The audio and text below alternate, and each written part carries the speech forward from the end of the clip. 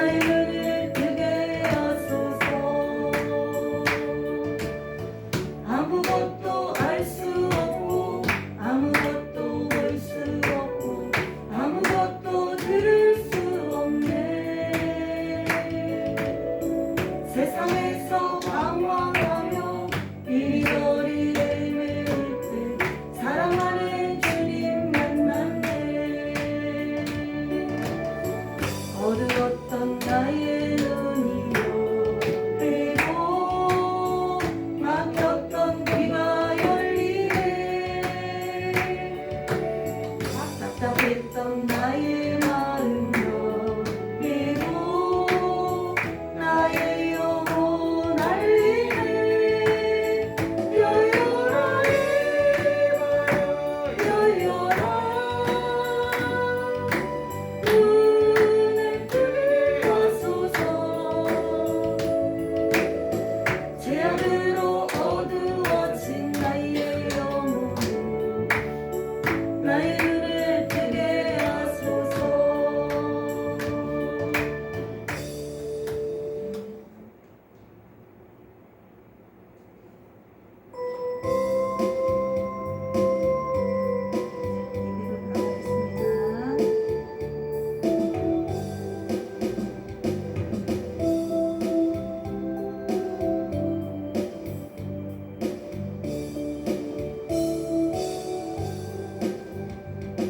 나의 힘이 되신 여호와여 내가 주님을 사랑합니다.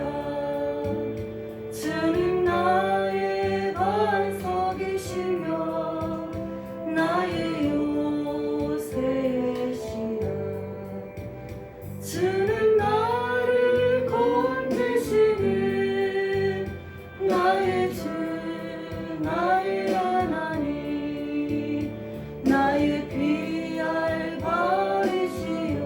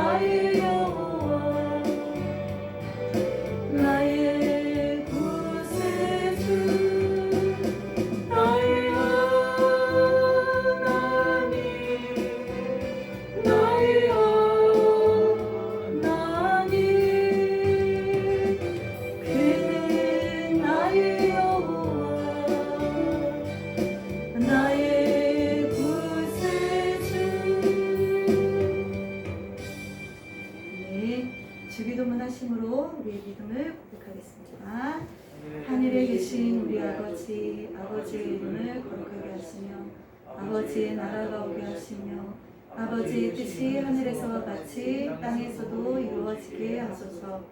오늘 우리에게 일용할 양식을 주시고 우리가 우리에게 잘못한 사람을 용서하여 준 것 같이 우리 죄를 용서하여 주시고 우리를 시험에 빠지지 않게 하시고 악에서 구하소서. 나라와 권능과 영광이 영원히 아버지의 것입니다. 아멘. 예배를 위해 기도하겠습니다. 살아계신 하나님, 우리의 반석 되신 하나님 감사합니다. 한 주 동안도 우리 건강하게 지켜주시고 우리의 삶 가운데서 때를 따라 굽는 은혜로서 함께하여 주셨다가 하나님 주의 권속들 주의 날 잊지 않게 하여 주시고 주의 날 구별하여 하나님께 영광 돌려드리게 하시니 참으로 감사를 드립니다. 우리의 의로 아무도 우리의 행실로 의롭다함을 받을 자가 아무도 없다고 말씀하셨습니다. 부족하고 연약하지만 끝까지 주님 우리 손 붙잡고 사랑의 줄로 끈끈이 묶어주시니 주의 은혜와 사랑을 감사를 드립니다. 한 주 동안도 주님 이 모양 저 모양으로 살다 주님 앞에 나왔습니다. 주님 뜻대로 살기를 원하였지만 주님이 기뻐하시는 모습으로 살기를 원하였지만 때때로 하나님 우리의 정욕이 앞서서 때때로 우리의 겉사람이 앞서서 하나님을 근심케 하다 이 자리에 나왔습니다. 주의 보혈의 피를 의지하오니 하나님 우리를 깨끗게 하여 주시고 동이 서에서 먼과 같이 우리의 모든 죄악들을 도말하여 주시고 깨끗게 하여 주시옵소서. 아멘. 그러므로 말미암아 주님 앞에 나아갈 담대한 담력을 얻고 돌아갈 수 있는 시간 되게 하여 주시옵소서. 아멘. 주의 말씀을 선포하실 주의 종을 사용하여 주시어서 우리에게 필요한 말씀을 선포하여 주실 때에 말씀의 씨앗이 길가나 돌짝밭이나 가시밭길에 떨어지지 아니하게 하여 주시고 온전히 옥토의 심령에 떨어지는 말씀 되게 하여 주시어서 하나님 그 말씀이 우리 삶 가운데에 30배, 60배, 100배의 결실을 맺혀질 수 있는 귀한 말씀 되게 하여 주시옵소서. 양의 문이 되신 예수님을 의지합니다. 하나님 우리 성도님들 한 사람도 주님 앞에 섰을 때에 나더러 주여 주여 하는 자마다 주님 앞에 돌아갈 수 없다고 말씀하셨사온데 내가 너를 도무지 알지 못한다 라는 말씀을 듣지 아니하게 하여 주시고 착하고 충성된 종아 반갑다 칭찬받을 수 있는 우리 모든 성도님들 될 수 있도록 축복하여 주시옵소서. 예배의 시종을 주님 앞에 의탁합니다.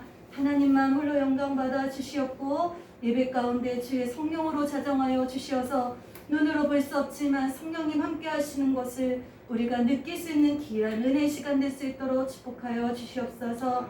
모든 영광 주님께 홀로 영광 받아 주지 믿사오며 거룩하신 예수님의 이름으로 기도드렸습니다. 아멘.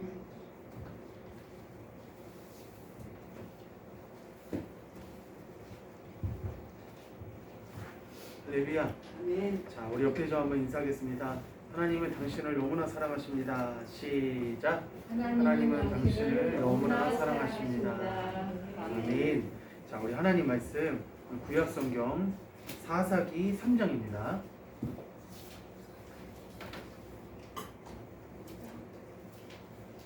사사기 3장입니다. 사사기 3장 12절에서 22절까지 말씀입니다.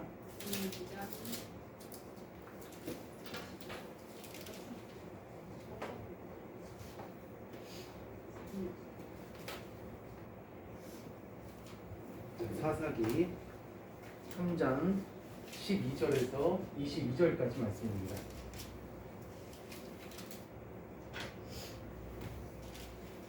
자, 우리 다 찾으셨으면은 우리 사사기 3장 12절에서 22절까지 한 절씩 교독하겠습니다. 이스라엘 자손이 또 여호와의 목전에 악을 행하니라. 이스라엘 자손의 여호와의 목전에 악을 행함으로 여호와께서 모압 왕 에글론을 강성하게 하사 그들을 대적하게 하시매 에글론이 암몬과 아말렉 자손들을 모아 가지고 와서 이스라엘을 쳐서 중년하고 성읍을 점령한지라. 이에 이스라엘 자손이 모압 왕 에글론을 18해 동안 섬기니라. 이스라엘 자손이 여호와께 부르짖음에 여호와께서 그들을 위하여 한 구원자를 세우셨으니 그는 곧 베냐민 사람 게라의 아들 왼손잡이 에우시라.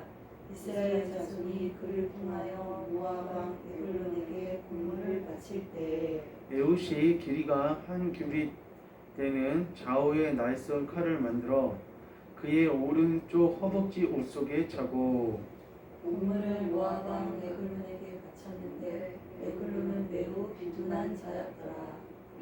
에웃이 곡물 바치기를 마친 후에 곡물을 메고 온 자들을 보내고 자기는 길갈 근처 돌 뜨는 곳에서부터 돌아와서 이르되 왕이여 내가 은밀한 일을 왕에게 아뢰려 하나이다 하니 왕이 명령하여 조용히 하라 하매 모셔 선 자들이 다 물러간지라.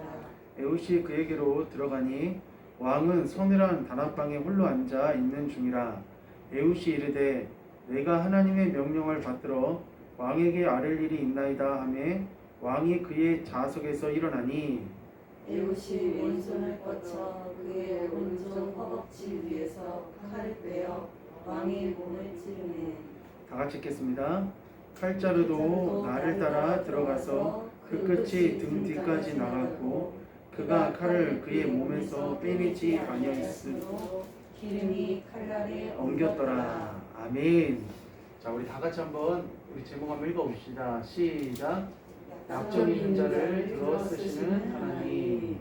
자, 하나님께서는 완전하고 완벽한 사람을 사용하시는 것 같지만은 우리가 이 하나님의 말씀 가운데 기록되어 있는 오늘의 주인공도 역시 마찬가지고, 그리고 하나님께서 어떤 일을 하실 때 완벽한 사람을 통하여서 일하시기보다는 이렇게 그 약점이 있는 자를 통하여서 하나님의 일을 하실 때가 굉장히 많이 있습니다. 그 이유는 하나님께서 그 약점이 있는 자를 통하여서 이 모든 일을 하나님이 하셨다는 것을, 그 영광을 하나님께서 받기를 원하시기 때문에 약한 자, 또 약점이 있는 자를 쓰시는 겁니다. 애초부터 힘이 있고 강하고 똑똑하고 또 모든 것이 완벽한 사람을 쓰게 되면은 그 사람이 나중에 하는 말이, 이것은 하나님이 날 도와주셔서 한 것이 아니라 내가 실력이 있기 때문에, 또 내가 뭔가 정말 대단한 사람이기 때문에 내가 일을 해낼 수 있었어. 전혀 하나님 앞에 1도 영광을 올려드리지를 않는 것이죠. 아니, 1이 아니라 거의 그냥 양심적으로 한 80을 올려드리고 20을 자기가 독차지한다 할지라도 그것까지도 하나님께서는 원하시지 않습니다. 한번 따라했습니다. 모든 영광을 모든 영광을 다 하나님께 돌려드려야 됩니다. 내가 지금 건강하고 또 내가 어떤 사회생활적으로도 또 내가 삶적으로도 아무런 아쉬운 것이 없는 그런 상황이 된다 할지라도, 하나님을 찾지 않아도 되는 그런 상황이 된다 할지라도, 그런데 그런 상황이 된다 할지라도 우리는 이 상황을 만들어 주신 분이 누구냐면은 하나님이시라는 것을 우리가 절대로 잊어서는 안 된다는 것이죠. 자, 그래서 이스라엘 자손이 여호와께 부르심에 여호와께서 그들을 위하여 한 구원자를 세우셨으니 그는 곧 베냐민 사람 게라의 아들 왼손잡이 에웃이라 라고 하면서 이렇게 오늘 말씀이 등장을 합니다. 근데 사사기 3장에 우리가 읽었던 사사기 3장 12절에 보니까 이스라엘 자손이 또 여호와의 목전에 악을 행하니라 라고 하면서, 여기서 그 이스라엘 자손이 하나님 앞에 어떤 악을 행했냐면은 가나안 땅에 들어왔잖아요. 이스라엘 자손이 가나안 땅에 들어왔는데, 그럼 그 다음부터 더 하나님을 잘 섬겨야 되는데 한 10년 정도 하나님을 섬기다가 그 한 11년 정도 시작해서 또 하나님을 잊어버리는 거예요.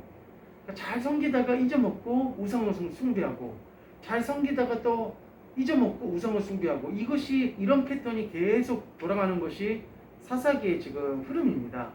근데 오늘 여기 등장하는 이때의 이스라엘 자손들도 또 여호와의 목전에 악을 행하니까 하나님께서는 그 악을 행하는 이스라엘 자손을 그냥 가만히 내버려 두실 수가 없습니다. 우리가 자식이 그릇된 길로 가면은 하나님이 그 자식을 위해서 부모님이 그릇된 길로 가지 못하도록 선동하고 또 여러 가지로 이야기를 하고 혼을 내잖아요.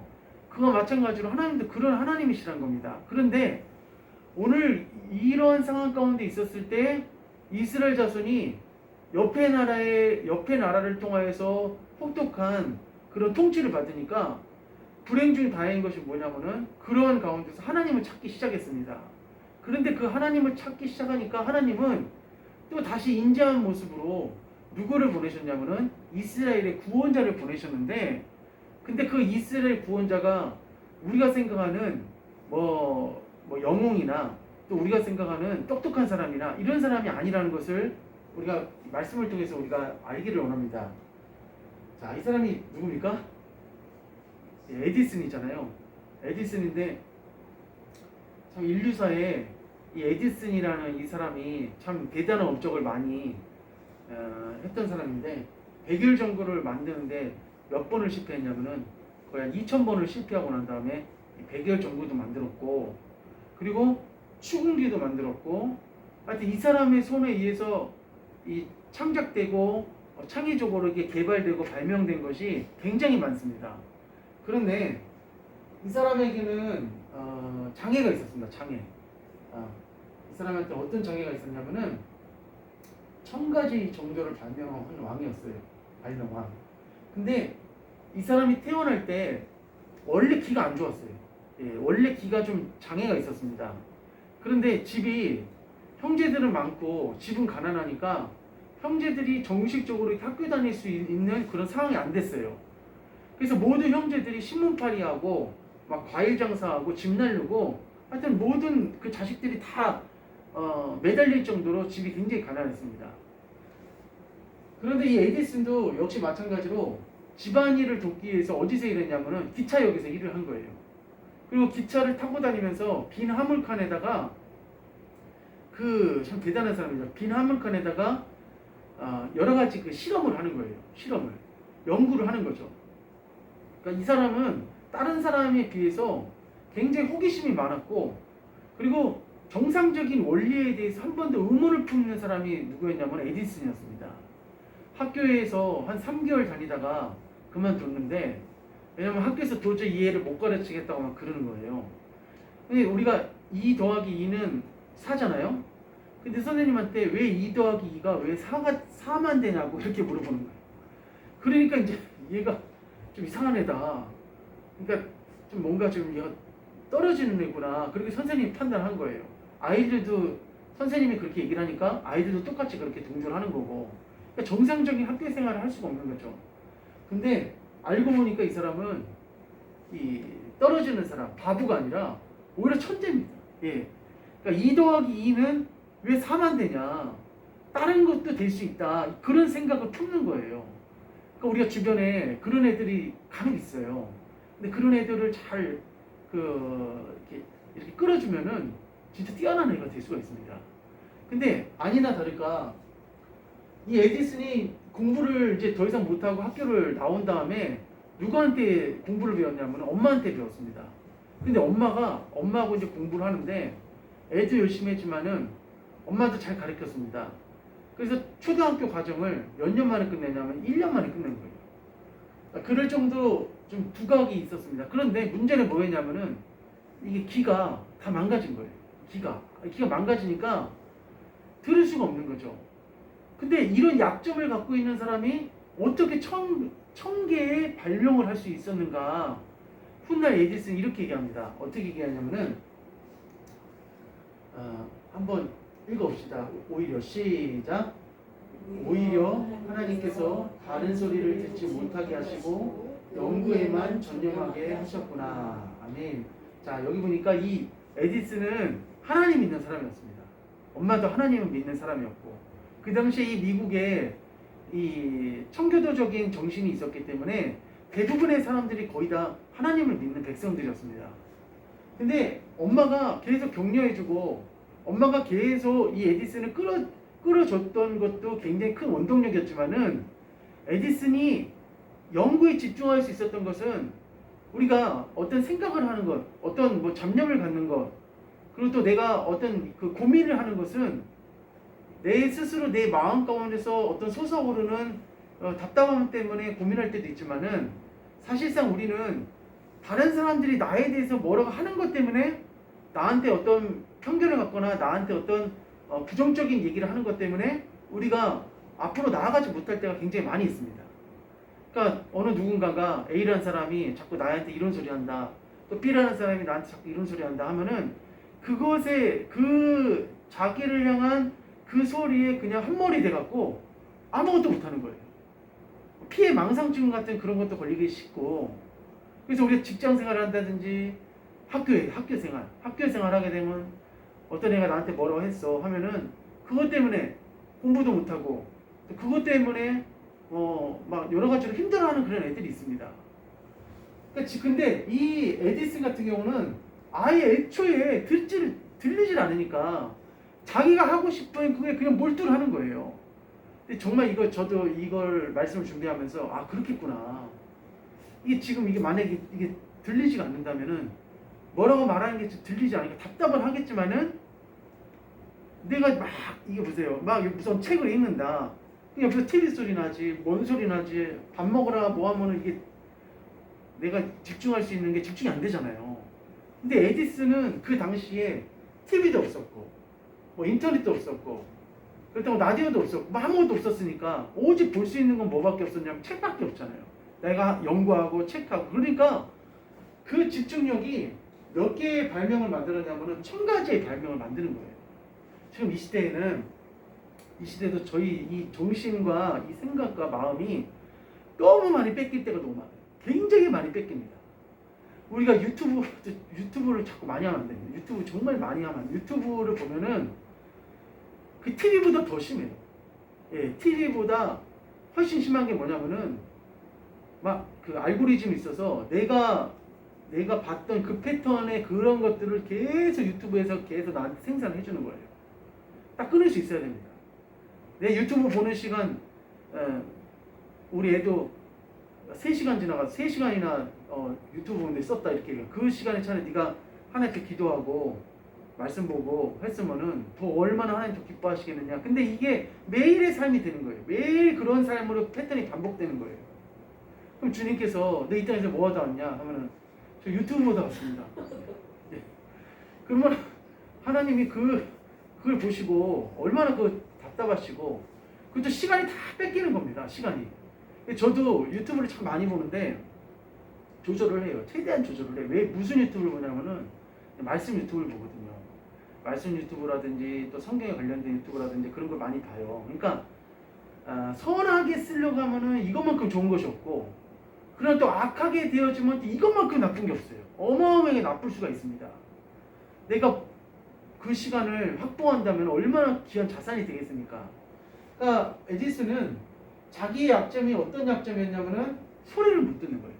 이게 청각장애인이기 때문에 소리를 도저히 들을 수 없는 거예요. 그런데 하나님은 그 약점을 무엇으로 다시 바꾸셨냐면은 그 듣지 못하는 것을 강점으로 바꾸신 거예요. 그러니까 오늘 나에게도 약점이 있다면은 그 약점을 통해서 하나님께서는 어떻게 사용하시려고 하냐면은 강점으로 사용하려고 합니다. 나에게서는 약점이 될 수 있지만은 오히려 하나님께서는 그것을 빚으시고 만드시고 창조하셔서 그것을 나의 강점으로 쓰시는 거예요. 그러니까 어떤 사람도 이 땅에 필요 없는 사람이 없습니다. 다 필요합니다. 할렐루야. 우리 옆에 한번 인사하고 있습니다. 당신은 꼭 필요한 사람입니다. 시작. 당신은 꼭 필요한 사람입니다. 예, 꼭 필요한 사람입니다. 예, 이 교회에 우리 성도님들이 꼭 필요한 사람이세요. 예, 진짜로. 자, 그러므로 이 에디슨처럼 그 성경의 약점을 갖고 있던 사람이 누구였냐면 바로 오늘 여기 등장하는 에훗이라는 사람입니다. 에훗.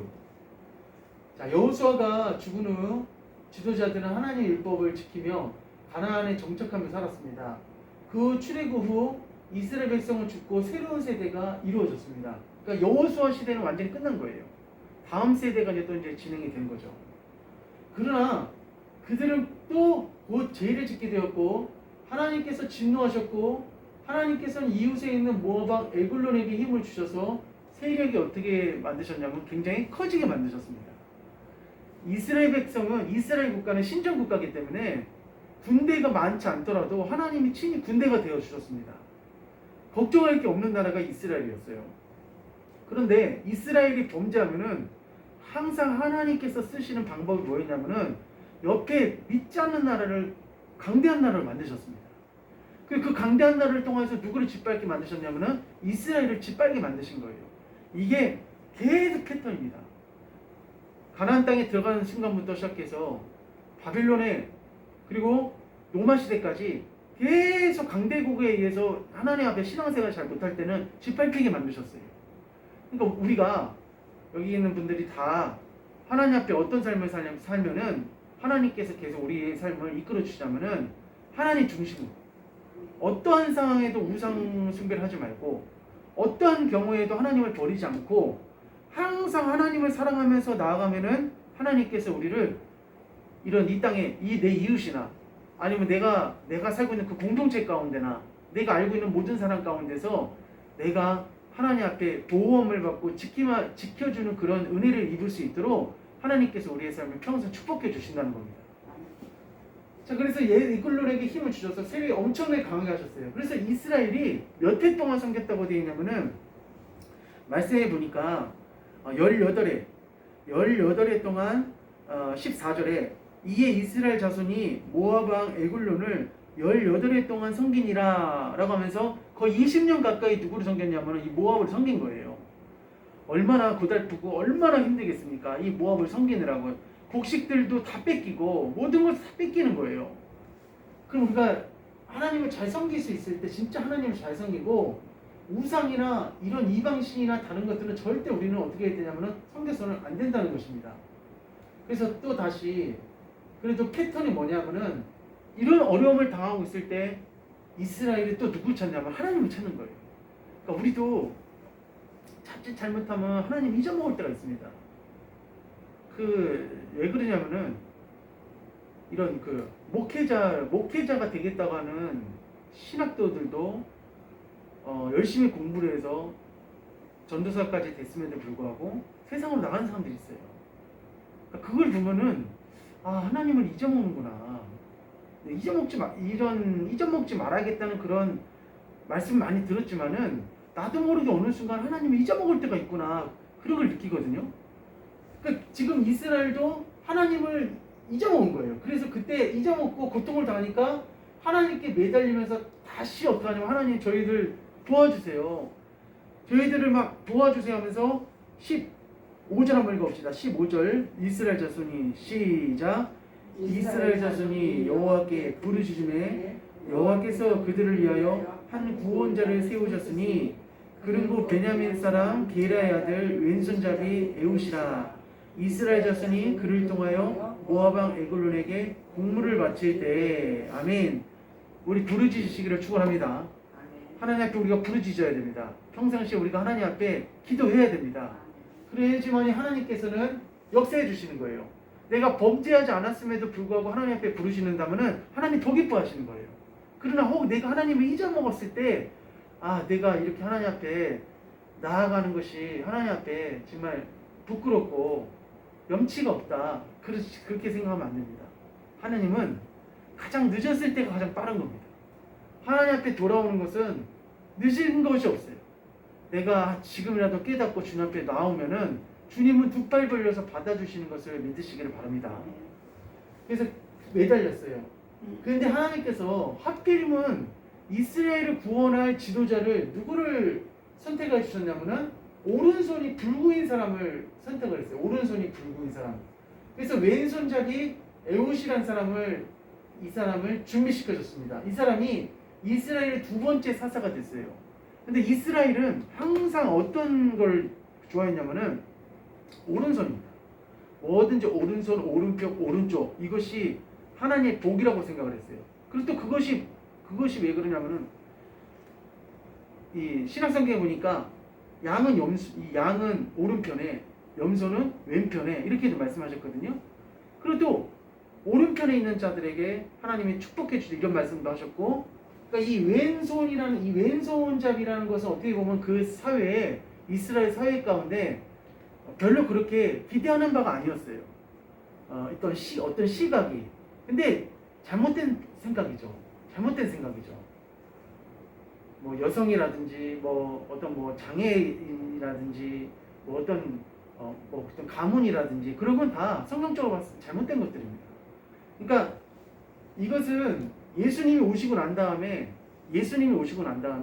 율법을 새롭게 하셨어요. 그러므로 이 왼손잡이 에웃이라는 것은 그 당시에 사사로서 지도자로서 기대할 수 없는 사람이 등장을 한 거예요. 이 사람이 딱 등장을 한 겁니다. 그래서 사사기에 온니엘부터 삼손까지 13명의 사사를 다루고 있는데 사사들의 주요 기능은 백성의 사건을 재판하는 것이 아니라 그들을 원수의 손에서 구원하고 해방하는 것이 이 사사의 임무였습니다. 근데 이런 중요한 임무에 어떤 사람이 뽑혔냐면은 에웃이 뽑혔다는 거예요.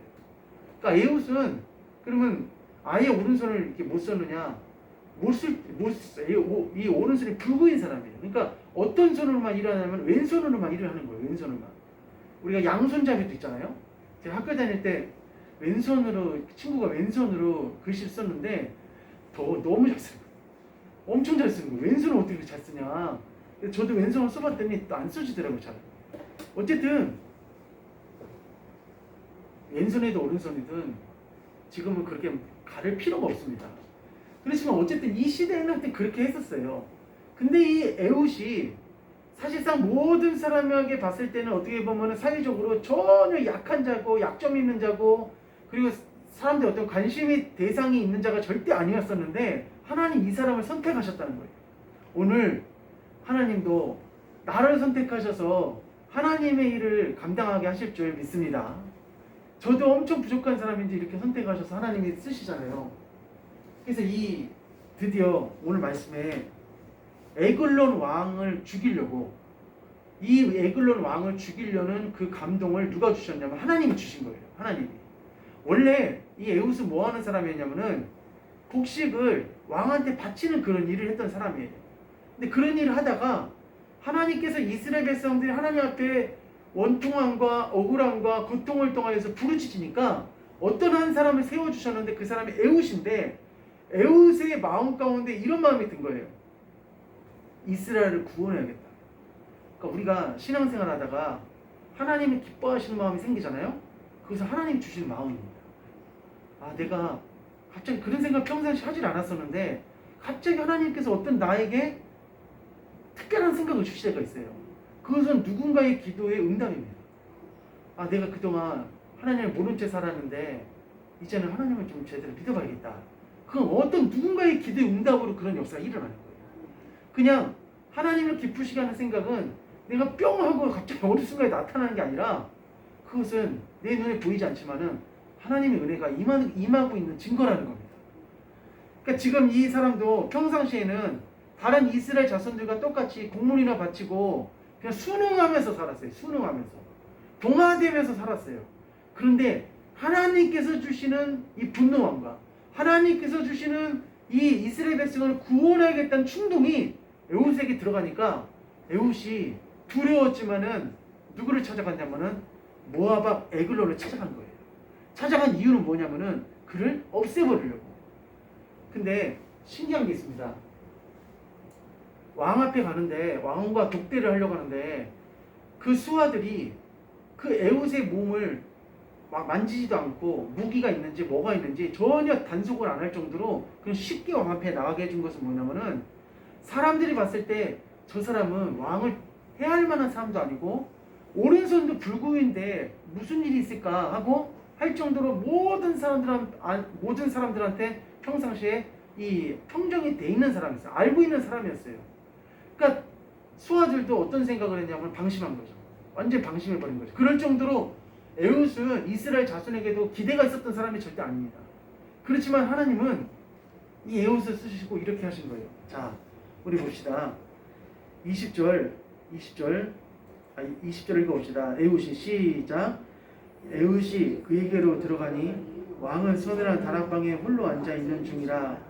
에웃이 이르되 내가 하나님의 명령을 받들어 왕에게 아릴 일이 있나이다 하매 왕이 그의 좌석에서 일어나니 21절입니다. 시작. 에웃이 왼손을 뻗쳐 그의 오른쪽 허벅지 위에서 칼을 빼어 왕의 몸을 찌르매. 아멘. 용기를 낸 거죠. 용기를 낸 겁니다. 그래서 오른손을 아예 쓸 수가 없으니까 왼손을 가지고 이 왕의 앉아있는 이 왕의 허벅지 위에 배를 확 칼로 확 찌른 거예요. 그래서 여기서 드디어 왕을 암살을 시킨 거죠. 이 에훗이. 그리고 난 다음에 왕이 죽고 난 다음에 왕을 죽인 그 소식이 이스라엘 자손들한테 다 알려지고 드디어 모압을 다 일사불란하게 한마음이 되어서 이스라엘 자손들이 물리치는 그 계기가 바로 이 사건이었다는 것입니다. 우리나라도 일제시대 때 3.1 운동이 있었잖아요. 그 사건을 통하여서 이 항의 운동하는 촉매제가 됐었거든요. 많은 사람들한테.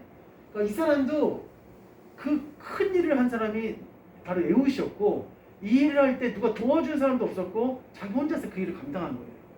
그러니까 우리 교수님들, 나 같은 사람이 어떻게 하나님을 위해서 이렇게 할 수 있을까? 그렇게 생각하지 마시고 오늘 말씀을 듣고 약점을 들어서 강하게 사용하시는 하나님이라는 것을 깨달으시고 더 주님 앞에 기도하시기를 축복합니다.